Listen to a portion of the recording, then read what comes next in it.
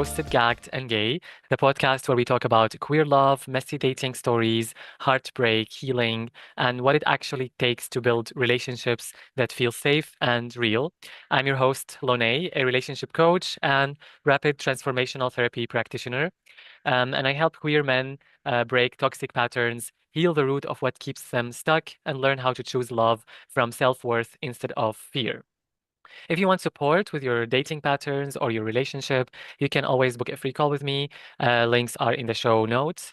But today I'm joined by Frank Spinelli, uh, a physician and writer from New York whose work spans gay men's health.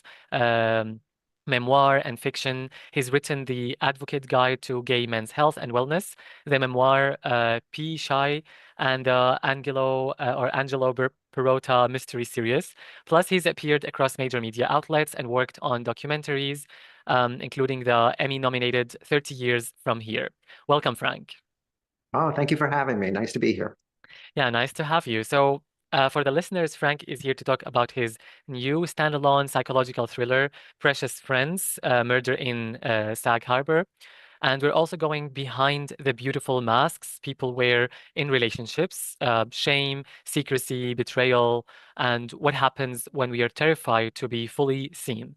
Um, so, Frank, shall we dive right in? I have Yeah, burning questions. absolutely. Yeah, go right ahead. All all right. So, yeah, Frank, you're right about secrets, masks, and the darkness people suppress.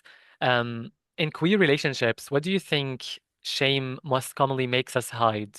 And what does it cost us, basically? Well, I've spent a career treating gay men.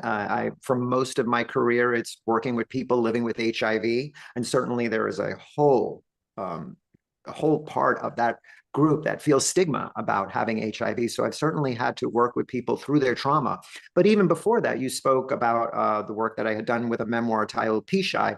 Not only am I a gay man, but I was somebody who was sexually abused as a child. So I had a lot of experience working through that abuse and the shame I felt about it. And that led to the book Pea Shy, which was published back in 2013.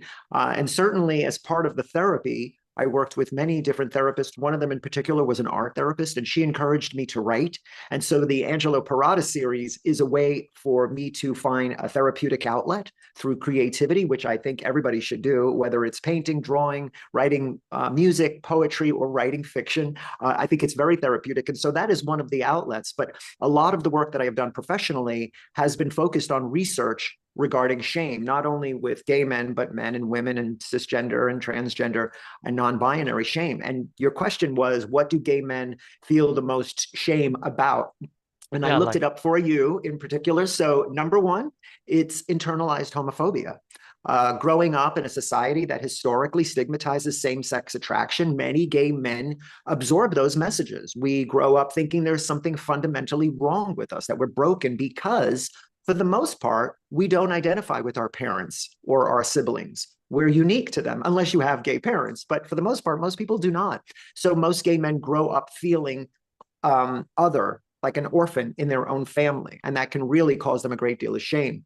The second is family rejection, and that is possibly called the defective child syndrome. That is where many gay men finally have the courage to come out. They feel that they're losing their parents, they're ostracized from their family. They may feel very separated or disenfranchised from their family. So that can really cause them a great deal of shame.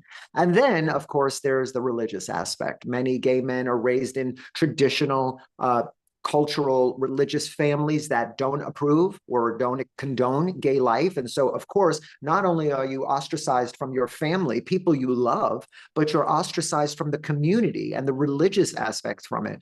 And then just to give you some other ones, what is really interesting is that as you get older, older gay men are dealing a lot with survival guilt. So perhaps they didn't contract HIV or they survived HIV and they watched many of their friends die.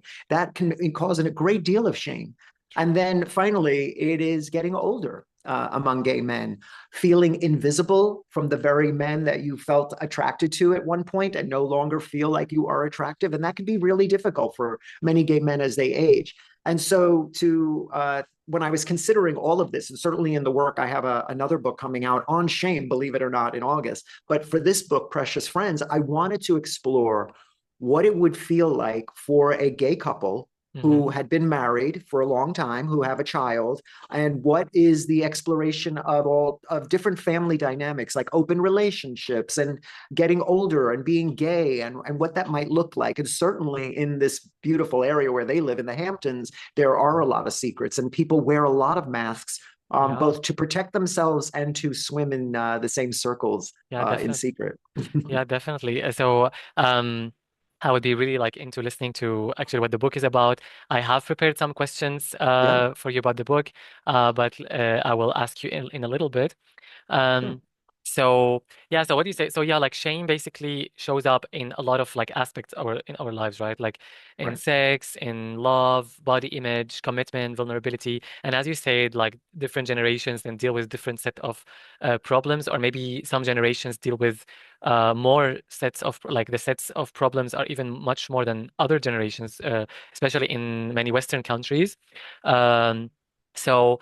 So what do you say, like, going back to like what makes us hide? So do you think it makes us like shame makes us hide only part of who we are, or does it make us like sabotage our own lives? So like what do you say is like the cost of the shame? Well, for if we're speaking about gay men in particular, it is there's many processes. You know, you grow up and you have to reconcile with the fact that you're attracted to the same sex, and like I just mentioned, that could make you feel very shameful. True. And then when we have the ability to come out, and by the way, not everybody comes out. There are many people who live in secret and they get stuck, and they get Yes. stuck in that particular type of shame.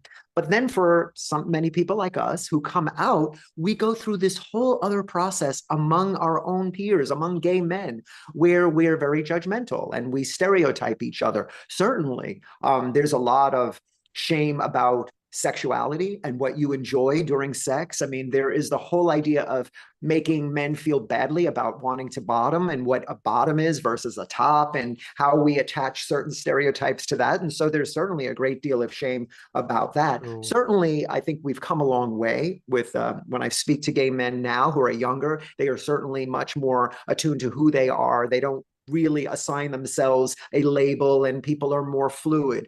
Yet we've had to come a long way, and I think many gay men do pay a price for this shame if they don't work on themselves, work on their identity. So the reason why it's important to focus on the identity is that many people misconstrue guilt with shame. So Mm, guilt is very easy. Guilt is I did something bad. I feel bad about it. The corrective action is I'm going to apologize. That's an example. With yes. shame is I'm bad. And it is an identity, and it is very dangerous. It's caustic because it says at the root, you are bad. And the reason why we believe that voice is not because that voice is ours, because it was installed in us by either our parents, our church, the community, and we believe it wholeheartedly. And it can be very Exactly. toxic to us. Yeah, So I it's think. important for gay men to realize that it's not their identity that makes them shameful. It's quite possibly somebody else installed that, and that's their shortcomings. Yeah, exactly. I think it's so like shame is kind of a chronic guilt that like is kind of built-in guilt that doesn't go away and becomes part of our identity. Mhm. Yeah, I think a lot of people can relate to that. And I think it really costs us like this shame, it costs us a lot, like costs us like being true to who we are, living our truth, our happiness too, because if we're not living our truth, then we're basically unhappy. A lot of depression and mental health illnesses come out of that. Um, Also like how we see ourselves, self-worth and confidence, they all get affected. So I would say, like, as you said, like shame is really like this kind of chronic guilt, and it just it affects our identity. So I think then that in a way it keeps us stuck in certain cycles. Like if we whether we come out or we don't come out and we're dating, I think and also in our social life, regardless whether it's a love interest or love relationship, or friendships, then we kind of repeat the same cycles that are based maybe on shame. So maybe we go to situationships or emotionally unavailable partners, or maybe we feel that we are too much. So how do you think shame quietly drives those patterns, even when someone is confident and out? Right. That's a good question. So when we live with shame, even though we may feel like we've come a long way, we still have it, and it surfaces when we don't expect it. You brought up something really important, that if we don't work on it, if we don't work on our authenticity, so if we don't show up as who we are and speak our truth, we have to suppress that. And when we suppress anything about ourselves, we become resentful of the people that force us to suppress it. And what happens? Well, you repeat cycles. Like you said, you may date or have sex with emotionally unavailable men because it perpetuates this cycle of shame, so that you're mistreated and then you feel shameful and then you go back and you repeat that cycle. The way to get out of it is to work on your identity, as you said. The other part of it is that if we're not really cautious and we don't pay attention to the fact that shame is influencing our inability to become authentic, what happens? We see high rates of drug addiction, alcoholism, body dysmorphia. Body dysmorphia is very common among gay men. You see it where they either become manorexic, where they will become very skinny, or they want to be bigger and they'll do steroids. All of this has to do with the fact that you don't feel comfortable with your body because you don't feel comfortable with who you are inside. So shame is foundational for gay men to really overcome. Otherwise, it could lead to these problems. Not to mention, like you mentioned earlier, mental health issues with depression, suicidal ideation, and anxiety. Of course, anxiety is also attributed a lot to social media because we're getting messages that are reinforcing the shame that we already carry. Exactly. I totally agree. Like we're kind of like I think within the community itself also we're facing this problem that I think it's not our fault in a way, but we should be aware of it. That we, yeah, like as you said, there's a lot of these like judgments, a lot of yeah, like body image. There's a lot of shaming too within the community, and I think that's just stemming from like the beliefs that we were like conditioned to have like from the society, and then we are also treating each other the same way the others are treating us. Like even if we are out and we are confident and we love our community, but somehow we treat our each other like we're treating ourselves, right? Like if we are self-sabotaging or staying in this shame cycle, then of course we will also project that outwards into like our connections and into our community also when especially when we see the same things that we feel ashamed about in someone else's life or someone else's personality, and then we even treat them even worse than we treat ourselves. So what do you say like are the signs to like really be aware of like early signs that someone is performing in dating? Like let's say people like within the community, people are going on dates and so on. At first, it can be difficult to really find out that this is driven by shame, like this attraction or this connection or this interest. So what do you say is like the early signs that we can know, okay, we are performing, but we're not actually connecting, like we're not emotionally present? Right. So some examples that you may have unresolved shame that you're not addressing, but you're repeating cycles of shame and you don't even know it. Look for these. I'll give you three. One is you date emotionally unavailable people.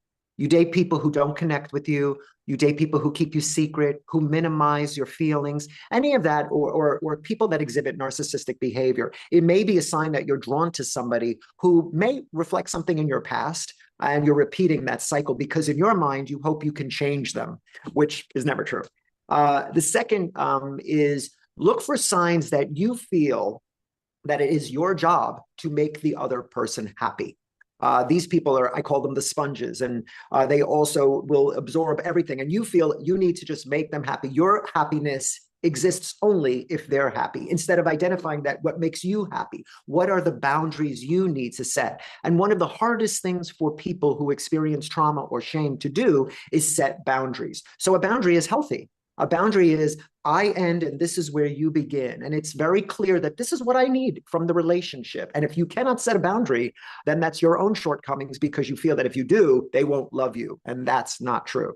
And then third, I guess, and finally, is really look for examples where perhaps someone is talking to you and they trigger or activate you and you react way out of proportion to the situation.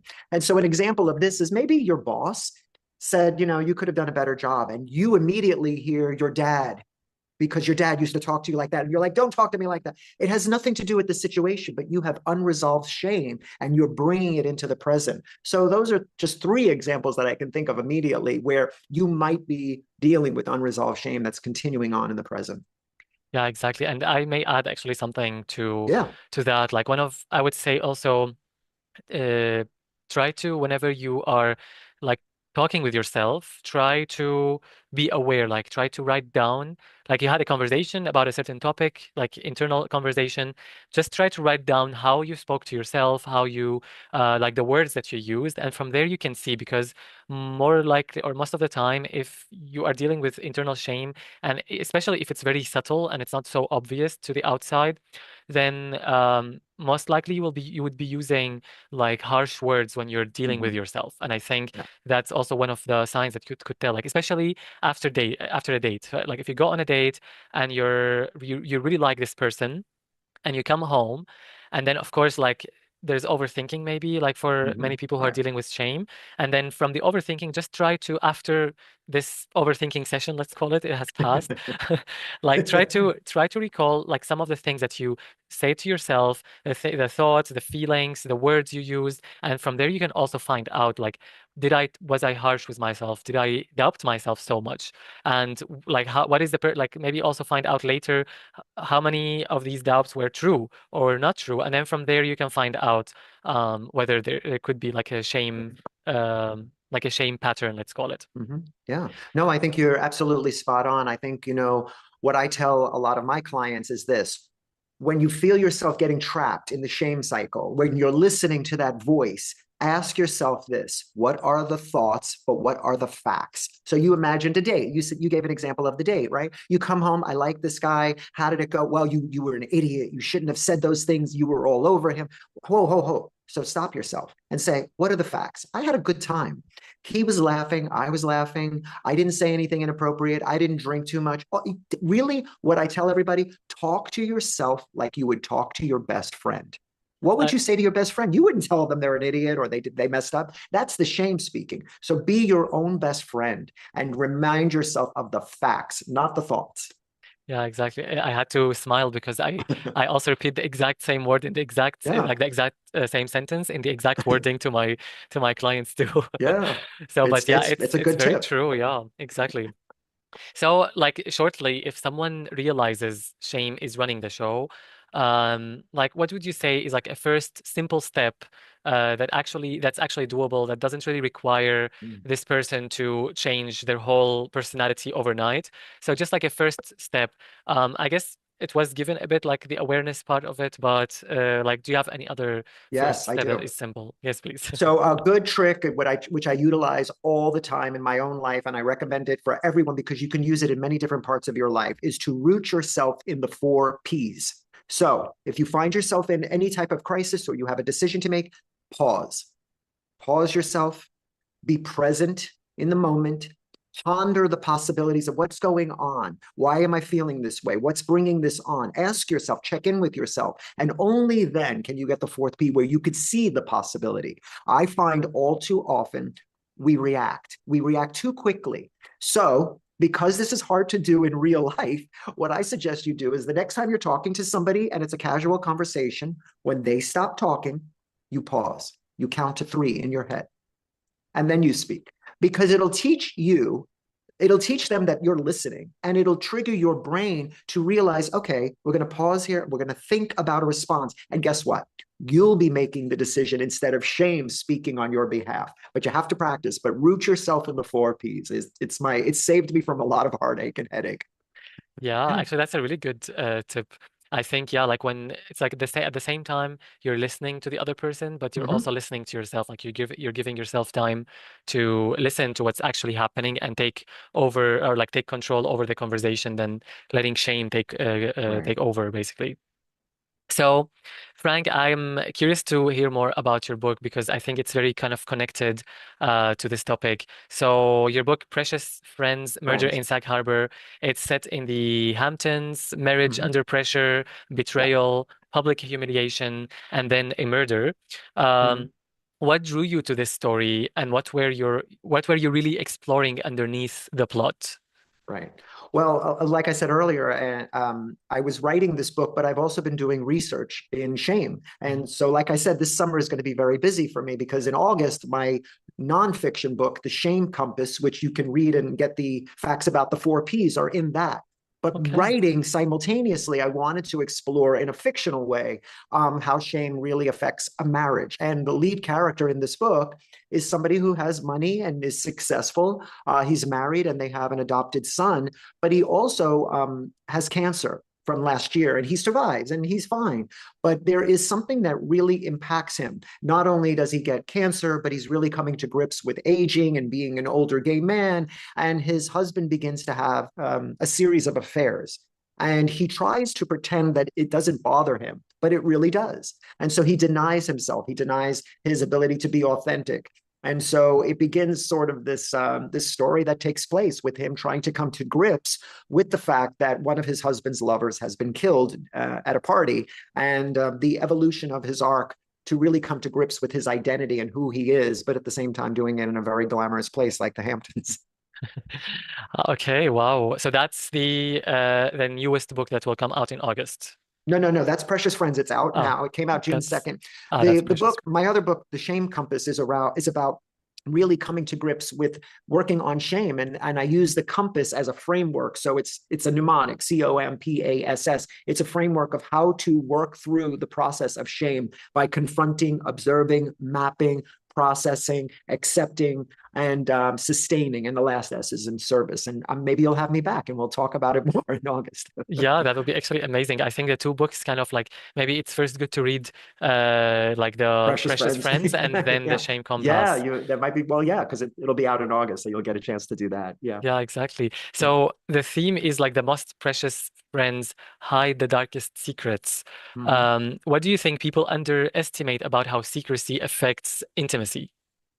Wow. Well, that's a very good question. So many times couples will keep secrets because they feel shame. So, we have to remember that for you to feel connected with anyone, it means lowering those walls, letting down your guards, your inhibition, and revealing yourself. And so being vulnerable to somebody seems very frightening. And we believe that vulnerability is weakness, but vulnerability is not weakness. It takes courage for me to show you who I am. And in providing that to your partner, you're asking for them to join you, and it should strengthen a bond. But instead, we feel tremendous amounts of shame because of our body, certainly about the way we feel about ourselves. Many men have performance anxiety or anxiety about the size of their penis. There are many different things, or even what we would enjoy in bed, roles that we'd like to take on, fetishes. So we feel that those are things we have to keep inside. So we wear masks, and we certainly wear masks with our partners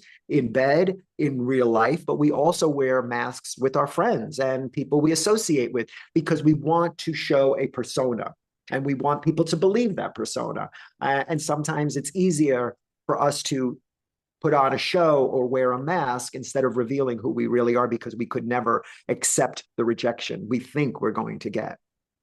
Yeah, exactly. I love this way of viewing or like this image of ma wearing masks, and we keep wearing masks depending on the person we're interacting with or the situation Right. we're dealing with. So, talking about truth and masks, how about we play a mini game? Okay. Um, so it's about like giving you a set of statements. It's like three statements every time, and two of them might be true, and one is definitely a mask. Okay. It's not Uh-oh. necessarily a lie, but it's like a Yeah. Okay. protective story, basically. So you tell me which one is the mask based on the Okay. patterns. And then, yeah, we see if we have questions following up or we need to discuss something. Mhm. We might be running out of time, so I Okay. might be able to do just two sets or three sets, Sure. so depending. Okay. Go for it. All right, so the first set is so the first statement is I really like you. The Mhm. second statement is I move slowly because I want to do this right. Okay. And the third one is let's not put pressure on it. If it's real, it will flow. Hmm. Which one is the mask?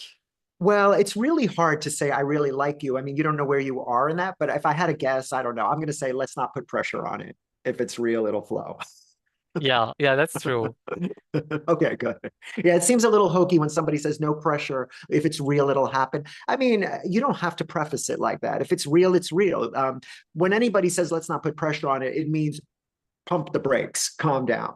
So that wouldn't be the message I would want to give out. I would be really like, I just want to take it slow. Let's see what happens. That seems much more engaging. So what do you think, like, if somebody says that and we are unsure whether this is a mask or the truth, like what question would get clarity without sounding anxious? Yeah, well, if somebody said, let's not put pressure on it, if it's real, it'll flow, I would think, okay. My first instinct was to be, what do you feel any pressure? Just be really honest. Do you feel like I'm pressuring you? And if, that's always a good follow-up. It doesn't sound defensive because you're putting it on them. The defensive thing not to do is say, I'm not pressuring you. What did I do? You don't want to do that. Just say, oh, I understand. Do you feel like I'm putting any pressure on you? Yeah, exactly. And how? And Yeah, and from now, in what from way? yeah, exactly. And if from that answer, I think it becomes clear whether it was an excuse or a Yeah, mask. right, exactly. Okay, so yeah, second set, unfortunately, I would have loved to do more, but just one final set. Okay. I'm out. I just don't mix my personal life with work. Hmm. I don't do PDA, so public display of affection, Right. because I'm a private person. All right. And let's stay in tonight. My neighborhood is full of people I know. Well, I mean, I don't do PDA is a perfectly logical thing. Some people just don't like doing that, and you have to respect that. I'm out. I just don't mix personal life with work. Okay, that is a barrier, but I can understand work. Let's stay in tonight because my neighborhood is full of people I know. Sounds like they're trying to hide you. So that to me sounds like the mask. Yeah, exactly. And I mean, of course, here the context is lacking. So, Yeah. of course, then like we need to have like follow-up questions. But yeah, I would say this is also the most probable mask. Right, right.